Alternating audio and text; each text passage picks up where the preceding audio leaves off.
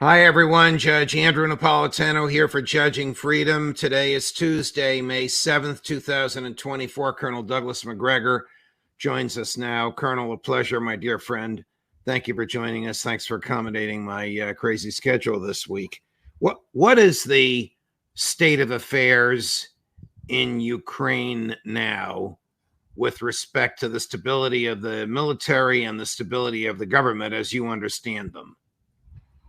Well, I think the Ukrainian government has been in a state of slow but certain disintegration for several weeks.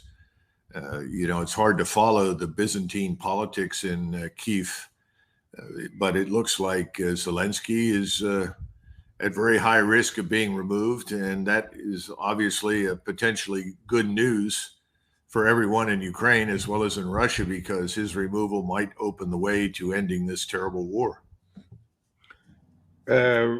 We saw rumors in the past 2 or 3 days that General Zaluzhny, the one-time commander of the Ukraine military fired by President Zelensky, has been arrested.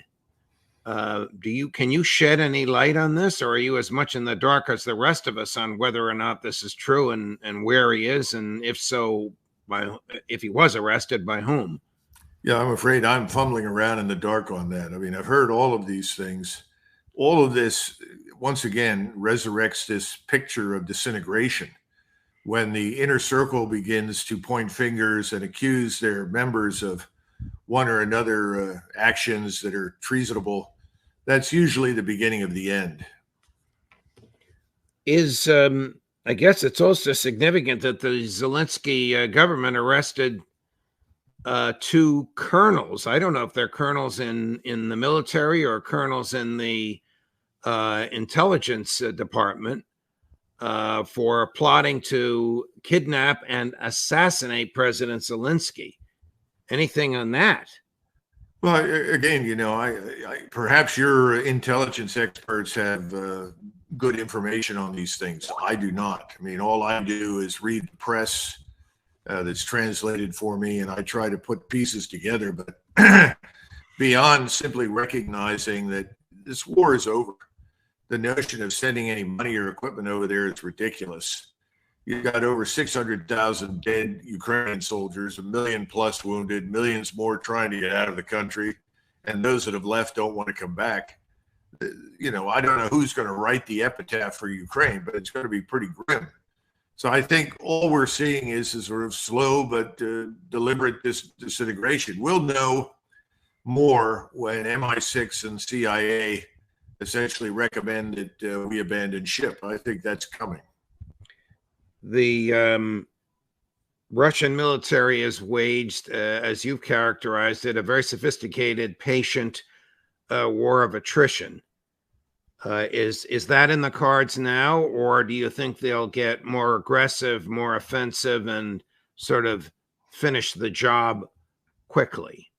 Well, I think they've already become more offensive in their operation. There has been an advance to the west all along the front. In some areas, particularly in Donetsk, Donbas, in the area after Avdiivka fell, you had a buildup of forces because that opened the way to, trails west. But I think we have to understand that they're not going to really launch in full force until they've got firm ground. As I understand it, the ground is not yet dry. Once it's dry and they have good trafficability, I think they'll close up the distance with the Dnieper River. And for them, that means also finishing up business in Kharkov. They've got 100,000 troops concentrated further north. That's a city that is historically Russian. They want to take it. And then I suppose they'll turn their attention to Odessa. That they've got lots of bridges over the Dnieper. They can cross at any number of different points, and then they'll do it. So I think the offensive has started, but we have not seen it in its full magnitude yet. Now, what we have seen, as you know, in several nights over the last few weeks, are devastating strikes, eliminating communications, whatever's left of air defense forces, sort of paving the way as a shaping operation for the final offensive. And I think the Russians view this as, in all probability, the final offensive to end the war.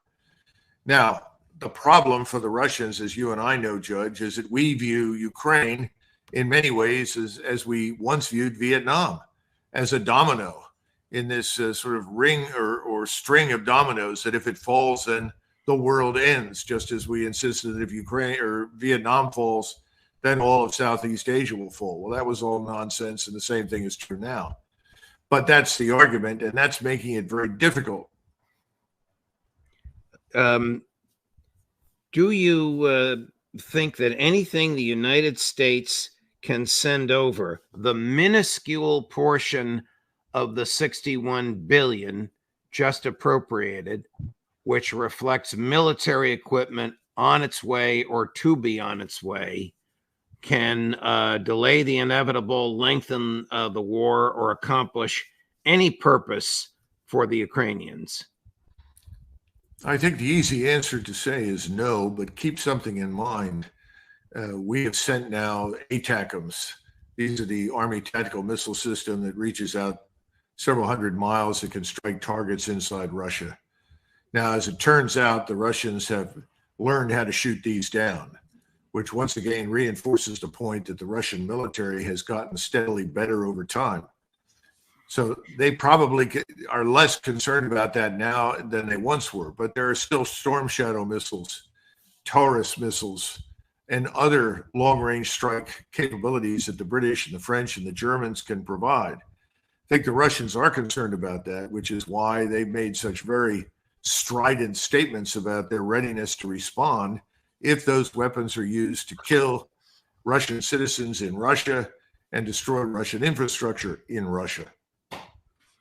Over the weekend, Lord David Cameron, the former British Prime Minister and now the British Foreign Minister, made a statement which caused quite a stir and quite a reaction in Moscow. I'm going to play it for you, and then I'd like your thoughts on it. In terms of what the Ukrainians do, in our view, it is their decision about how to use these weapons. They're defending their country. They were illegally invaded by Putin, and they must take those steps. We don't discuss any caveats that we put on those things, but let's be absolutely clear. Russia has launched an attack into Ukraine, and Ukraine absolutely has the right to strike back at Russia. Now, Russia viewed that as hostile and antagonistic, I'm sure. Is that not a fair view of it from the Russian perspective? I think the Russians are fed up with the British and the French, as well as with us. They've reached the point now where they're trying to make it clear that if we provide these weapons to the Ukrainians, and even though we know, Judge, that most of these sophisticated weapon systems are actually operated by either contractors or soldiers and officers from NATO states, that's absolutely an open secret. But if we deliver these weapons and they are launched from Ukrainian soil on behalf of this Ukrainian regime, they will treat Great Britain and France as co-belligerents. That's the point. They've had it. This notion that somehow or another Russia is permanently in the wrong and the only thing that it can do other than commit suicide is to withdraw its forces from the sacred territory of Ukraine, most of which right now under Russian control was never really Ukrainian to begin with, is absurd. And no one's going to pay any attention to it inside Moscow. But they've reached a point now, and I think Sergei Lavrov, the foreign minister, has made this point. Of course, we've read these things from Medvedev and others. There have been all sorts of interesting discussions over months about what do we do with these fools in Britain and France who continue to feed this fire with weapons that can be used as revenge weapons, but are not going to change the outcome of the war. And I think the answer now is, well, we'll treat them as co-belligerents. Now, one person suggested to me earlier today that there was a discussion somewhere that they could use a tactical nuclear weapon detonated at sea to create a tsunami that would damage French or British ports. I don't see that happening because, quite frankly, the detonation wouldn't be large enough to cause that kind of water displacement. But I think what you could see very quickly, very suddenly and dramatically are targets in Eastern Europe. Lithuania, Latvia, Estonia, Finland, Poland, Slovakia, Hungary. Well, Hungary obviously not, because they've effectively walked away from this stupidity. Romania, and probably Moldova, that now has a government that's extremely dangerous. Those are places where there are things to target and to destroy. We've already seen 7 French soldiers apparently killed. I think that's the tip of the proverbial iceberg, because remember, they've got the same clarity of view of the region as we do. And they know that without us, Ukrainians would be effectively blind. They'd be unable to target anything, let alone attack anything. So there's no mystery as to what we're doing. A couple of points that I'd like you to address. It appears that when Foreign Minister Lavrov called the British and French ambassadors into his office, he specifically said to the British ambassador he needed an immediate refutation of David Cameron's militant, provocative statements in the most decisive and unequivocal manner. I don't know that that's happened. If it has, it's not been made public. But he also made it clear that British personnel, British equipment, and the place from which they're launched are fair targets. I don't think he said London, but the place from which they're launched are fair targets for the Russian military. Were you surprised at Lavrov's certainty and clarity in his message to the British? No, not at all. We've made this war last as long as it has. It should have been over in months. It's lasted for years. And they've reached the conclusion that nothing they say is taken seriously, that effectively whatever they say is cast aside as irrelevant. You know, I in talking to someone who is an expert on the region, pointed out to me that it looks like the British and the French are treating the Russians the way they treated Russia in 1854 during the so-called Crimean War. For the few students of history who are out there listening, we landed, or the British and the French landed with Turkish support in the Crimea and fought the Russians for almost a year. Ultimately, the Russians abandoned the whole proposition, but in return, the British, the French, the Turks got out, and the Russians agreed not to advance any further west along the Black Sea, at least for the time being, because the Russians had actually threatened to take Constantinople. Now, Russia then was backward. They didn't even have rail lines that reached from Moscow down to Crimea. They couldn't supply and sustain the forces down there. These days are over. Russia is a very modern scientific industrial state with probably the best ground force, certainly rocket forces and unmanned forces of any establishment in the world. They're battle hardened, battle tested. The notion that we can stand up to them is absurd. We cannot. They know that. We don't want to admit it. And this is a very dangerous game we're playing, because inevitably it leads to the potential for escalation, because we can't do anything on the conventional level to change the strategic picture, which means the only thing that we could turn to would be a nuclear weapon. And again, Mr. Putin has made it very clear they do not want to escalate to the nuclear level, but if we do, they will respond. And he said, in which case we will, quote unquote, all die. And he said, of course, we will go as martyrs to heaven. I suppose that's somewhat reassuring. But the point we need to understand is that in a nuclear exchange with the Russians, we'd lose 90 million people in an hour. Now, why would we even want to contemplate something that utterly ridiculous and stupid? I think we're playing with fire.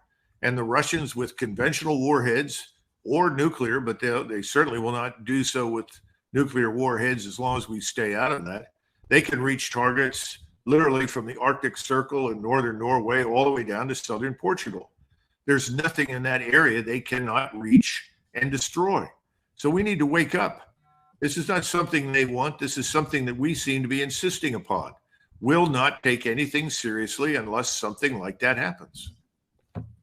Here's Foreign Minister Lavrov immediately after the $61 billion package of so-called aid. I say so-called as we know most of the money stays here, to Ukraine was signed into law by President Biden. Currently, the United States and its NATO allies persist in their fixation on dealing a decisive blow to Russia. They seem prepared to keep opposing our nation, using Ukraine as their last stand, so to speak. Simultaneously, Western nations are precariously teetering towards a direct military confrontation involving nuclear powers, carrying potential catastrophic outcomes. I guess he means what he says. But Colonel, in light of the summary you just gave us before we ran the Foreign Minister Lavrov clip of the sophistication of the Russian military, is that not also known by NATO leaders? And if so, why does it appear, maybe I'm wrong, but it appears to me like they are escalating this crisis now in Ukraine's death throes? Wishful thinking is never a substitute for reality, and unfortunately, we're caught up in a world of wishful thinking. I also think that the ruling elites, and by that I mean that the people that currently govern in Europe and in the United States, are all members of the so-called globalist neocon class. And they are on very shaky ground. They are not going to last. A financial crisis and following that, a major economic downturn is frankly inevitable. I think they know that. And I think they know that they have one shot left, or at least they may think they do, to try and rescue themselves. And that is to maintain the fiction that they are righteous and moral, that everyone else is not, and that they are doing the Lord's work in Eastern Europe. They aren't. This is a very corrupt and dangerous ruling elite that has created a corrupt and evil state in Kiev that is threatened, that poses a threat not just to Russia, but to all of Europe. We refuse to accept that. As I say, the ruling class will not. And until the ruling class is replaced and gone, we're going to continue to deal with this nonsense because they control finance, they control the media, they control our economic destiny, at least at the moment. So the only thing that I see on the horizon right now that could derail us and keep us out of a direct confrontation with Russia that could escalate to the nuclear level is a financial crisis at home. And no one knows when that's coming. I always like to quote Nassim Taleb, who's the brilliant financier and analyst who coined the phrase or the term black swan. And he was asked very recently, I think it was on MSNBC, by the usual suspects who normally try to convince us that everything is great. Well, when is it coming? You say Armageddon is coming. When is it coming? And he looks at them and he says, it's over the horizon. It's over the horizon. Well, when is it going down? He said, I don't know, but it's coming and it's just over the horizon. Well, it's over the horizon. And we're getting closer to the horizon now than ever before. I really despair that there will be any sort of sober-minded thinking, especially in Washington or London. It looks like President Macron, after his meeting with President Xi, has begun to walk back some of his ridiculous rhetoric, because the French obviously have almost nothing to send to Russia. It's a bluff, which is the worst kind of thing that you can do. And the Russians are quite ready to call the bluff. I think it's we and the British who are the main offenders because we're ultimately connected and ruled by the same people. Do you think that President Xi's 3 or 4 days in Europe was to exploit any cracks in the EU or NATO? Surely there must be NATO countries that think the Americans and the British are out of their minds with the continued support of the war in Ukraine. Behind the scenes, there undoubtedly are. I would, instead of saying cracks, I would say fissures that have opened up dramatically. NATO is not going to survive this. NATO will go under. And, it's one of these things that, never has NATO appeared to be so strong as when it was very, very weak.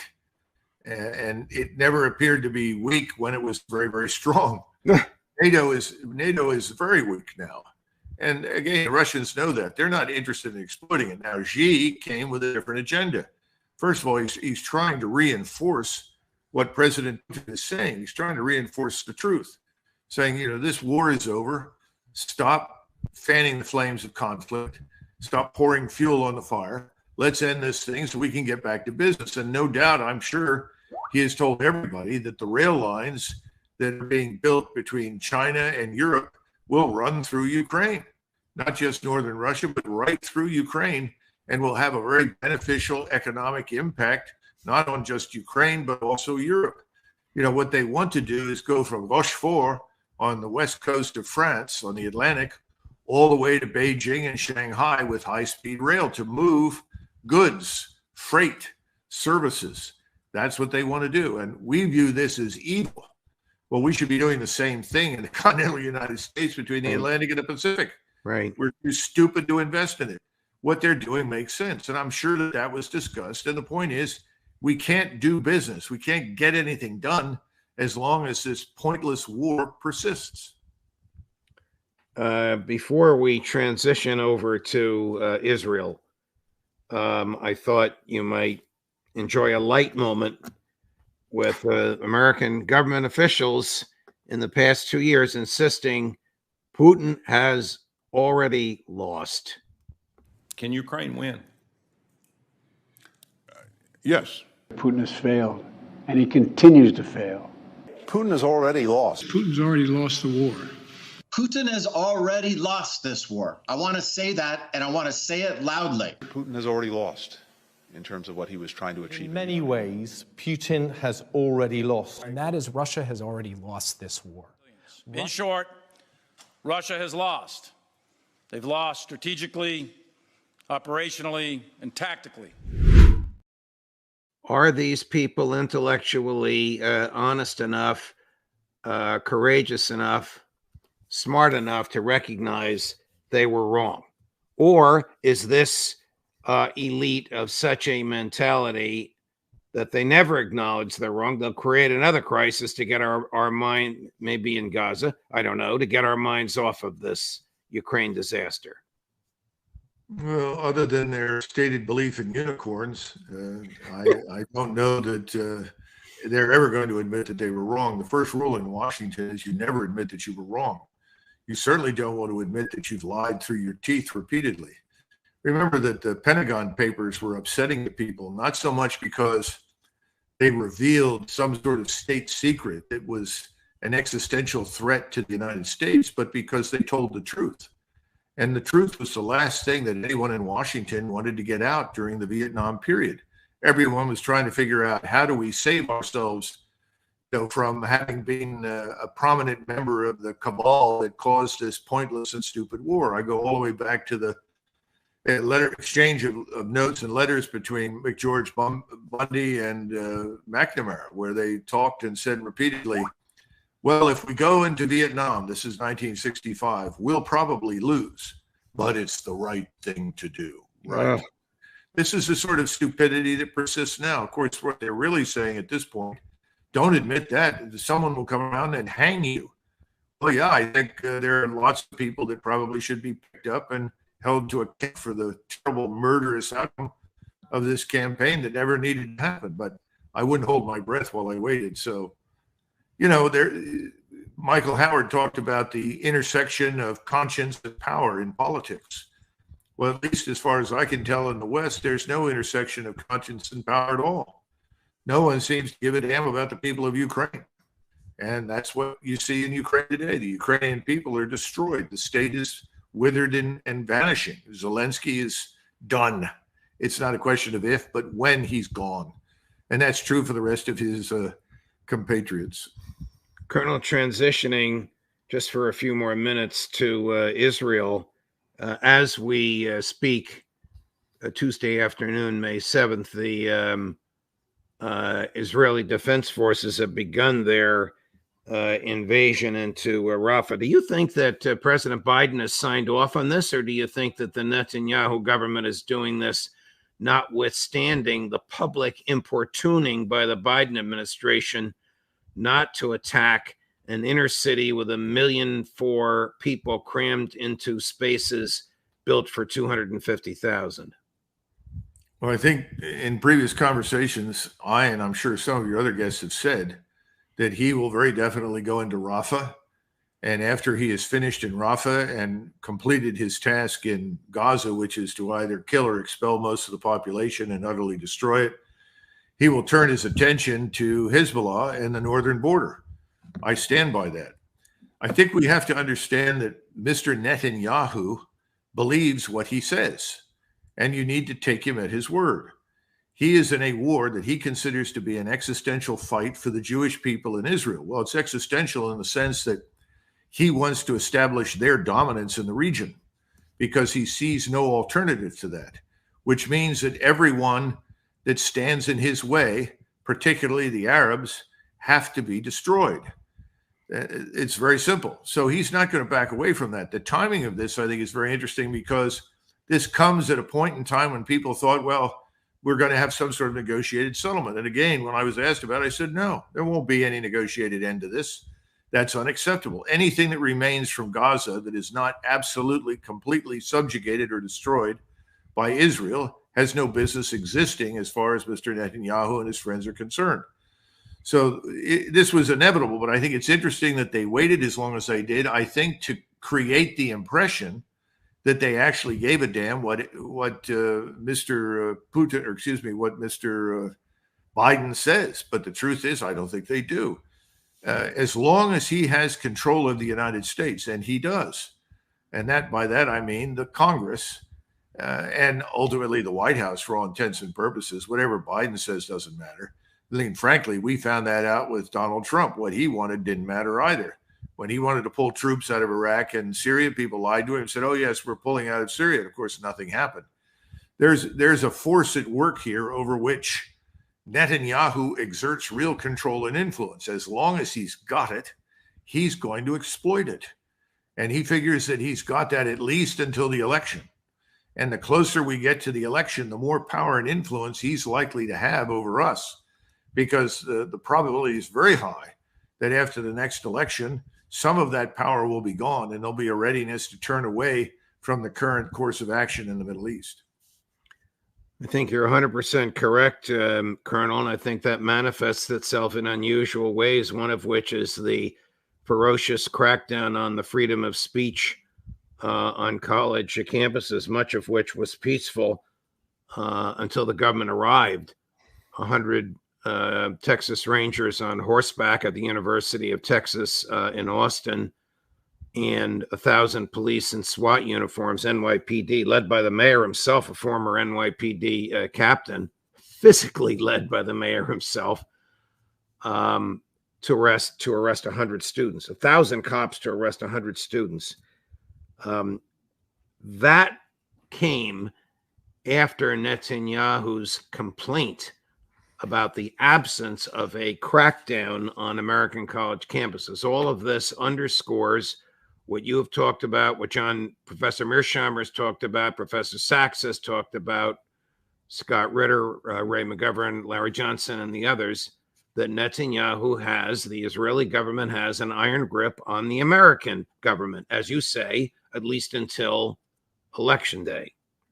So much so that after the International Criminal Court sent investigators to Gaza and found young Gazans stripped naked, hands tied behind their backs, bullets in their heads in mass graves, and began to amass evidence of war crimes against Prime Minister Netanyahu. 12 United States senators, sounding like mafia thugs, the mafia is smart enough not to put this in writing, wrote a letter to the prosecutor at the ICC saying, don't you do it.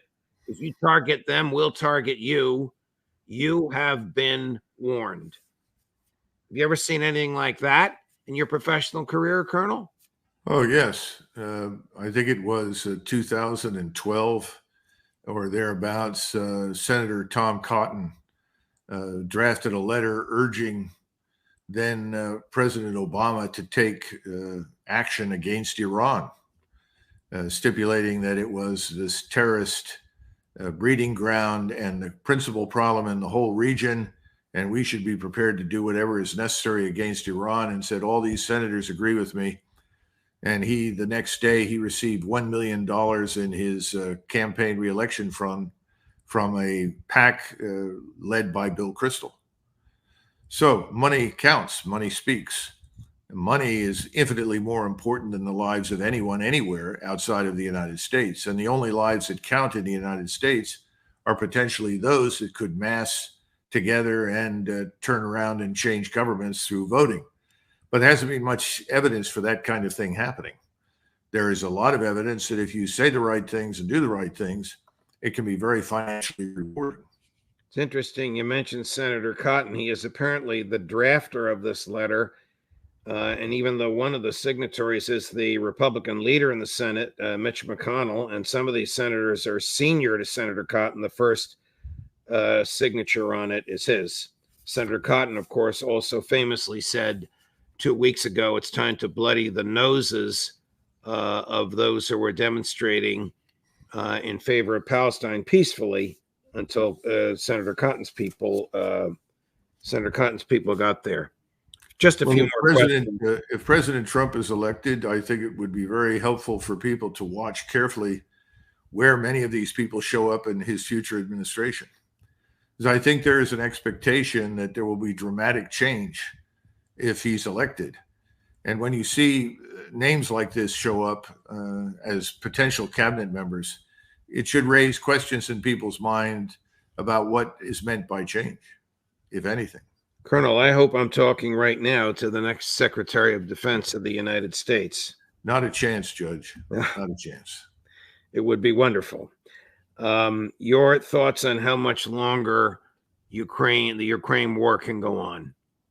Oh, I think it'll last until the end of the summer. I think it's probably going to run out of steam by then. But again, we don't know what's going to happen just over the next 2 or 3 weeks. If the British and the French do not cease and desist, if we do not signal our private acknowledgement that this is a lost cause, which we can do through someone like Ambassador Burns very easily, and then make provisions to withdraw some of our more vulnerable assets and people from Ukraine, then I think we could see a serious crisis on the scale of the Cuban Missile Crisis erupt this summer. Well, in the invasion of Rafah, if the IDF kills another 30,000 innocents, will any state actor intercede? Will Joe Biden change his mind? Well, I don't think there's going to be any change of heart in Washington whatsoever. There's no evidence for that. I think the attitude is what we've described earlier. I do think that within the larger regional framework, the tectonic plates are moving, and we'll see more dramatic movement in the months ahead, to the point where suddenly Israel confronts something far more serious than Hamas, and much more serious in the sense that it could be regional, with terrible implications for the use of weapons of mass destruction. I hope I'm wrong, but I think that's probably on the horizon somewhere. When you say the tectonic plates are moving, to what are you referring, Colonel? Talking about the major powers in the region, the Iranians, the Turks, other Muslim countries in the world, others who may not be in the immediate vicinity but have an interest in the outcome that may provide capabilities that are currently not available. And I don't want to go into too much detail there, because then you're moving into an environment where I can't confirm it. I can only talk about it as a potential problem. So I think the Israelis, if this persists, will suddenly confront a different set of actors who are much more willing to take action against them that could be devastating. And I don't exclude Russia or China from that equation either. Colonel Macgregor, thank you very much for your time and your analysis and for accommodating my schedule, my dear friend. I'm off to Italy to lecture on natural rights at a conference at the University of Milan. I'm looking forward to it, and we jammed all of our shows early this week, and happy we're able to save time. I want to know if I have a natural right to go along in one of these luxurious trips to Italy. Yes. That's what I want to know about. So, I mean, you must need someone to carry your luggage. I'm still pretty physically able. I could do that. I think you will be very popular with this group that I'm addressing, and I'll do my best to make sure of that. All right. Thanks. I appreciate it, Judge. Thank you, Colonel. Bye-bye. Bye. Back next Monday, which is May 13th, with a full week of all of our guests, not all in 2 days, but spread out over 5. Judge Napolitano for Judging Freedom.